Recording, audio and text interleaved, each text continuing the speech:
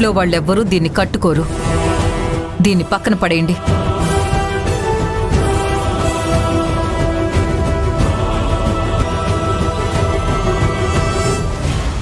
ఇదేంటి ఇంత అందంగా ఉంది?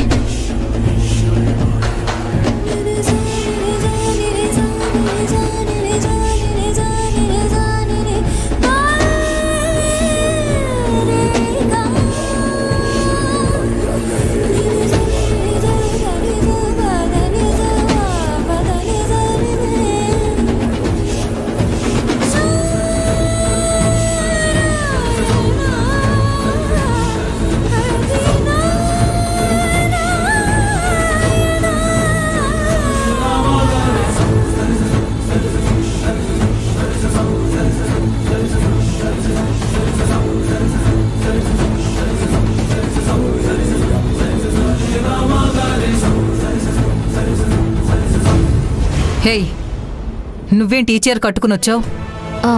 ఈ చీర పనికిరాదు అన్నట్టుగా పక్కన పడేశారు కదమ్మగారు. దీన్ని పడేస్తే పాడైపోతుందని బాగున్న చీరని పక్కన పెట్టడం ఎందుకు అని నేనే కట్టుకున్నాను.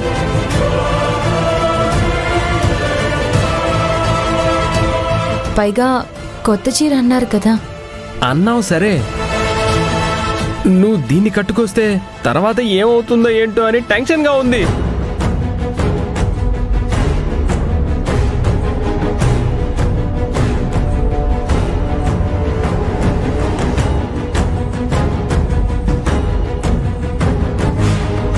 అమ్మా, నీలవేణి వైపు అందరూ అలా చూడకండి, దిష్టి తగులుతుంది.